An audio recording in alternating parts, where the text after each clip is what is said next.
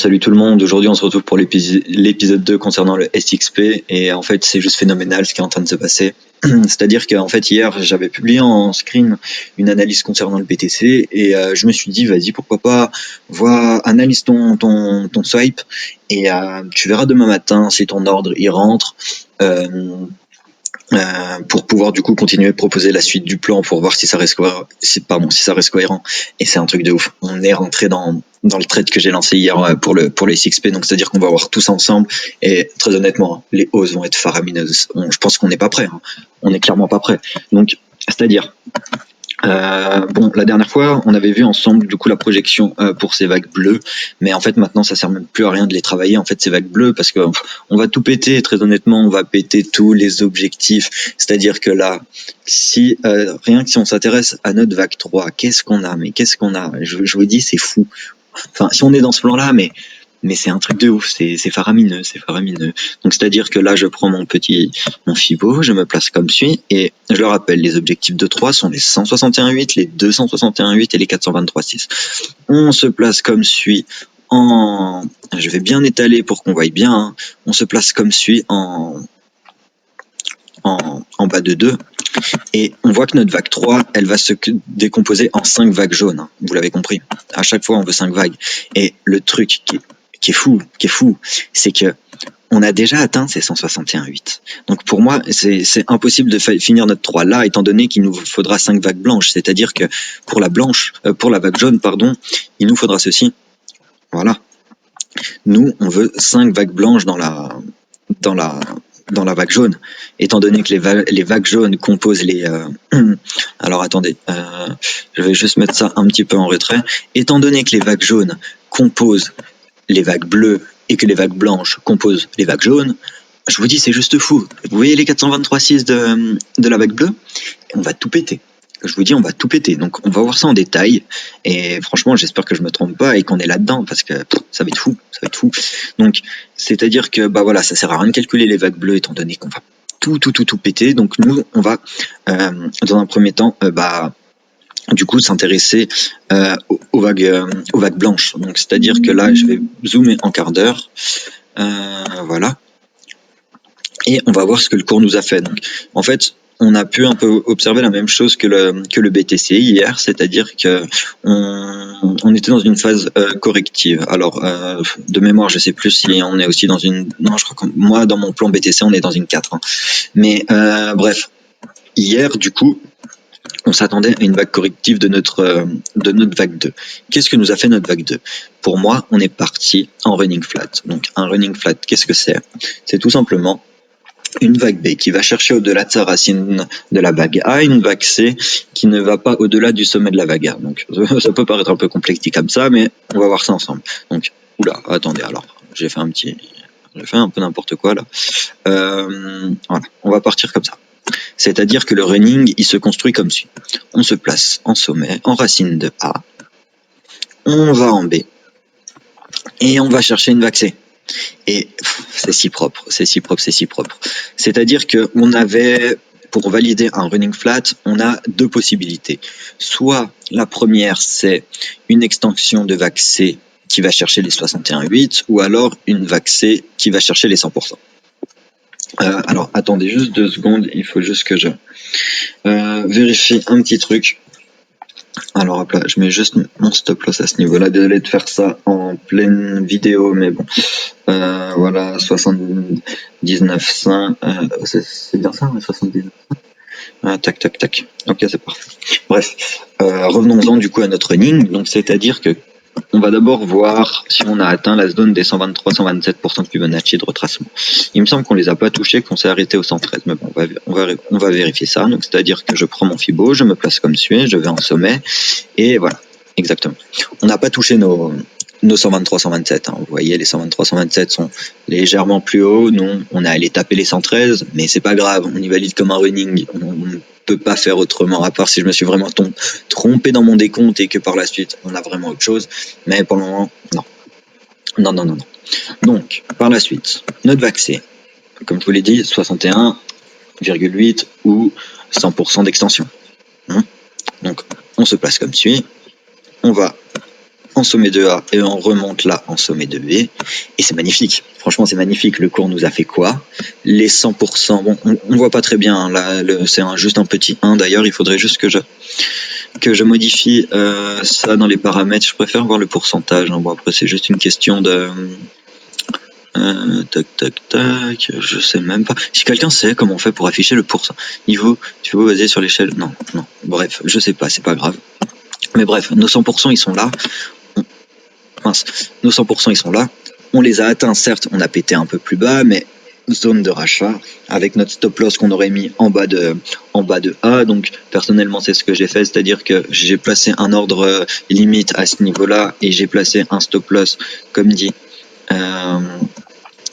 À notre sommet de A, ce qui nous fait un placement, enfin une exposition de 3,20, 3,25. Allez, ça va, franchement c'est propre comme entrée en trade, et étant donné les perspectives haussières qu'on va voir ensemble, même si ça peut paraître beaucoup, 3% de risque, surtout quand on ramène à 1% de notre capital de trading total, c'est rien, c'est tellement faramineux la hausse qu'on va avoir par la suite.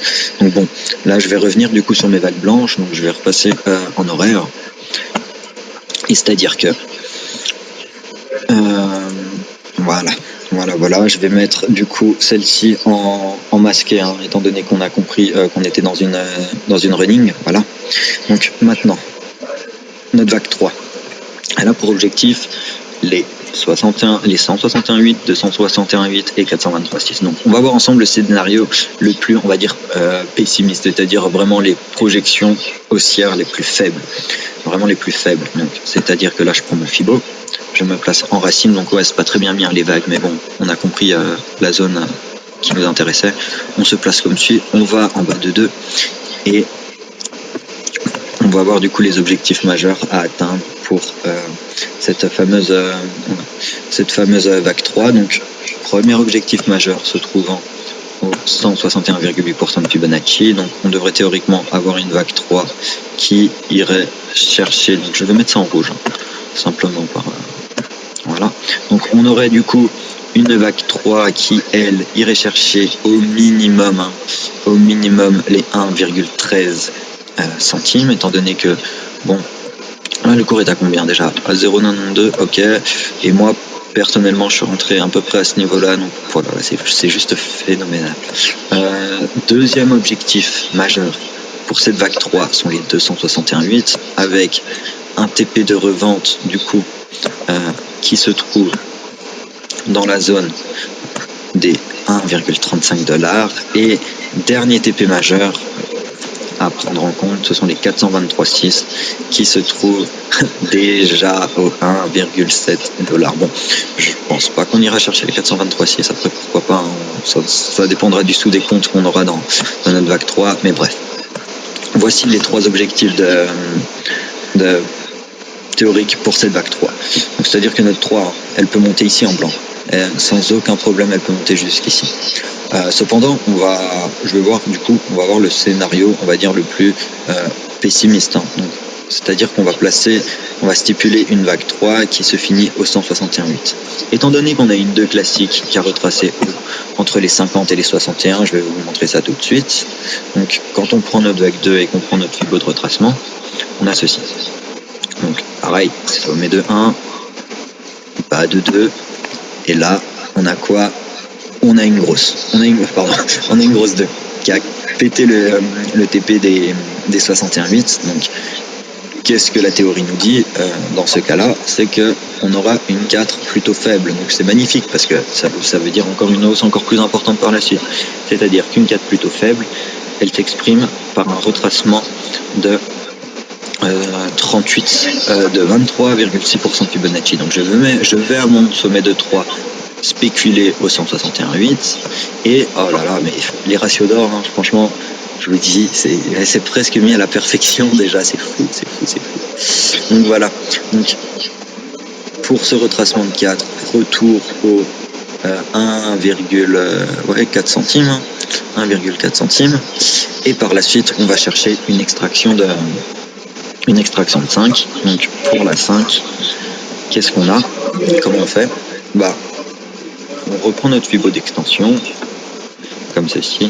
On va en racine de 1, on va en sommet de 1, et étant donné qu'on est dans une 3 qui pète les 161,8, alors on place notre tuyau comme ça. Voilà, et je le rappelle, les objectifs du coup de notre vague 5 sont les majoritairement. Bon là on pourrait prendre un TP de sécu au 61,8, hein, très clairement, s'il y en a qui veulent tenter cette vague 5 en blanc, TP de sécu au 61,8 à ce niveau-là.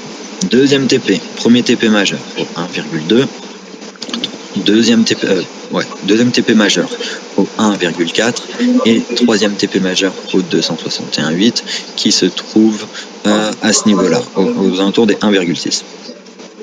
Donc c'est-à-dire que nous on va spéculer, comme dit, hein, les scénarios les plus faibles. Donc c'est-à-dire que là je vais placer ma 5 à ce niveau-ci, parce qu'elle corrèle avec les 161,8, les 100%, pardon. Et je vais voir si ce haut de 5 spéculé correspond avec une extension de 3 jaunes, mais je crois que est-ce que je l'ai montré avant? Non, je crois que je n'ai pas travaillé l'extension des jaunes. C'est-à-dire que quand on travaille nos extensions de jaunes, on est là-dedans, très clairement on est là-dedans. Hop là, on va en racine, et on voit que notre 3 en jaune, c'est pareil, les 3 ont pour objectif les 161,8, les 261,8 et les 423,6. Donc là, il y a énormément de choses à dire, c'est-à-dire que on voit une corrélation presque parfaite, vous voyez, à ce niveau-là, pour ce TP-là. Donc moi, je favoriserais du coup une projection minimale pour cette 3 au niveau des 261,8, étant donné que, vous l'avez compris, hein, par l'après, on doit avoir un sous-décompte en 5 vagues blanches, voilà, comme ceci. Donc notre 3, pour moi, minimum atteindra les 1,3 USD. Bon, maintenant on va passer du coup à la suite du développement des autres vagues, c'est-à-dire qu'on va voir nos objectifs de 4 et nos objectifs de vague 5 par la suite. Donc ça, je vais du coup y mettre de côté parce qu'on s'est donné une idée de projection pour notre vague 3 en jaune à l'aide des sous-projections des vagues blanches, voilà, comme ceci. Hop là, ça j'y supprime. Et voilà, pour que ce soit un peu plus net à l'écran, que ce soit pas trop surchargé, parce qu'après on n'y comprend rien, franchement. Il y a des analyses où il y a vraiment 15 000 trucs à l'écran, et je sais même pas comment certaines personnes font pour s'en sortir, parce que bref. Bon là c'est pas bien mis, hein, c'est pas beau, mais bon c'est pas grave, hein, voilà, on va mettre ça comme ça pour l'esthétique. Notre vague 4, à quoi on doit s'attendre? Bon, déjà, donc je vais mettre en évidence maintenant les vagues jaunes, hein, donc ça on a compris.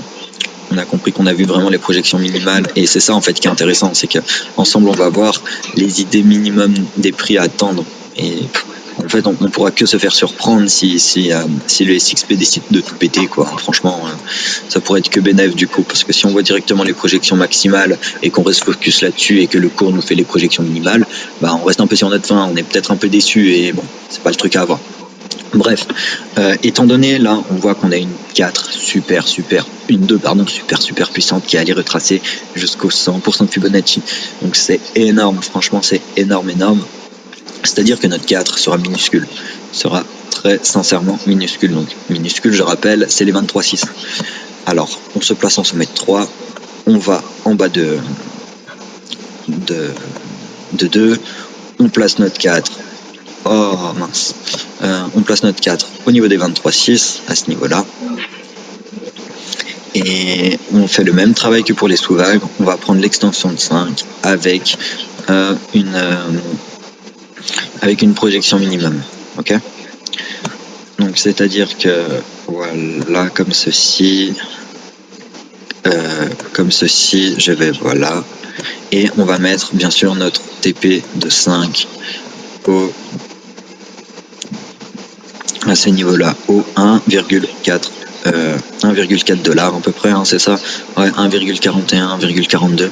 Donc voilà. Donc là, on a vu ensemble du coup l'extension minimum des vagues jaunes, et Et par la suite, du coup, je vais finir le travail avec les vagues d'un degré supérieur, parce que voilà, franchement, c'est des poupées russes, hein, les Elliott, franchement, c'est rien d'autre. Et c'est déjà faramineux, franchement. Oh là là, attends, juste pour voir le minimum théorique des vagues jaunes, à combien ça fait de pourcentage de progression par rapport à notre bête 2 en blanc, là, mais c'est faramineux, c'est un truc de ouf. Désolé pour cette expression un peu bouffe, mais c'est un truc de ouf. Du coup, là, maintenant, je vais passer, du coup, je vais placer avec notre notre O de 3 spéculé à ce niveau-là. Voilà. Donc après, on devrait aller chercher un retracement de 4. Pour calculer le retracement de 4, on regarde ce que nous a fait notre retracement de 2, hein, bien sûr. C'est toujours comme ça que ça fonctionne. Donc, attendez. Ah ouais.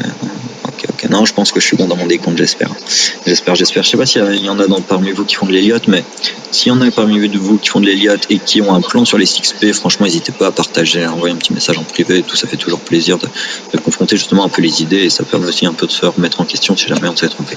Bref, là, on voit que notre vague 2 est parfait, hein. Comme je vous dis, 50, 61, 8, c'est les zones idéales pour retracer. Le cours est arrivé à ce niveau-là, entre les deux, target parfaite. Donc, je vais privilégier Là, on a une 2 classique, donc je vais privilégier une 4 classique par la suite en bleu. Donc, c'est-à-dire que je vais même mettre en retrait les vagues jaunes, hein, et je vais mettre en évidence les vagues bleues, parce que pour qu'on reste un peu dans une cohérence d'affichage, du coup. Voilà, comme suit. Et on va mettre ça en plus épais, voilà, c'est parfait.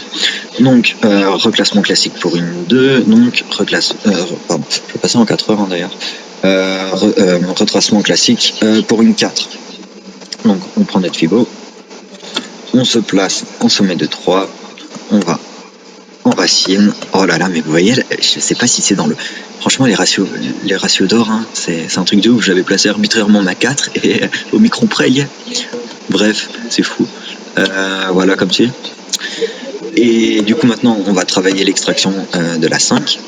Donc, comme dit à chaque fois, les objectifs minimum, oui, c'est ce qu'il faut faire, toujours. Donc, c'est-à-dire que là, on prend notre Fibo, on se place en bas, on monte, on va voir comme ci, et on privilégie pas les tronqués, nous. Hein. Donc, même si on est dans une 5, on peut potentiellement faire une tronquée, c'est-à-dire une 5 qui ne va pas au-delà du sommet de 3 et qui, par exemple, s'arrête au 100%, mais c'est quelque chose que je vais pas du tout privilégier.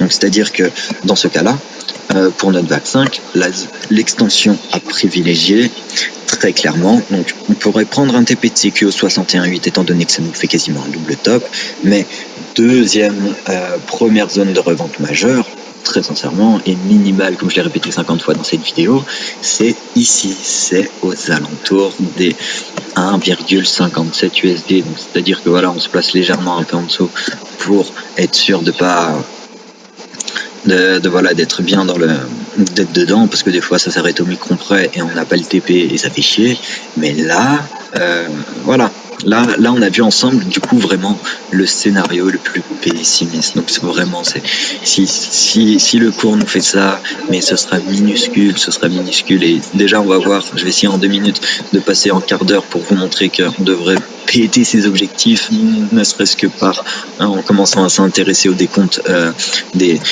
sous-vagues qu'on est en train de nous faire, c'est-à-dire que, vous l'avez compris, je vais faire ça comme ceci. Hop là, je vais sélectionner ma petite vague, je vais faire afficher. Voilà, vous l'avez compris, cette 3 ici, elle va se construire en 5 vagues. Donc, je sais pas exactement dans quoi on parle là, mais là, j'ai regardé tout à l'heure. Je vais essayer de le faire vite fait avec vous parce que c'est vrai qu'il reste plus beaucoup de temps. C'est jamais assez long ces vidéos TradingView. Donc c'est-à-dire que là, notre 2, si on spécule une 2 forte, on allait péter les 61.8, donc bon, ok. Par la suite, 4 faibles, donc un peu encore plus fou. Donc, c'est-à-dire que là, si je devrais partir dans un décompte haussier de notre 2 vers notre 3, je partirais comme ceci. Donc c'est-à-dire que là, je prends mon Fibo d'extension, il me reste 1 minute, on va faire ça en rapide. Je pars en 1, je pars en 2, et vous l'avez compris, les objectifs d'une comment ça s'appelle, d'une 3 à ce moment-là, c'est clairement ça, c'est-à-dire que on est en 1, en 2, notre 3 peut monter au 261.8, voire les 423. Hein. Moi, je verrais une extension du coup au 423 pour essayer de rester cohérent avec notre sommet de 3 qu'on attend au 61.8, hein, comme je vous ai dit, que c'était vraiment le minimum. Mais voilà. Donc bon, là, j'ai essayé de revenir vite fait sur le dessous des comptes. J'espère que tout va bien se passer. Il faut rester à l'affût. Et puis, bon trade à tous. Je reviendrai sur le plan dans quelques temps.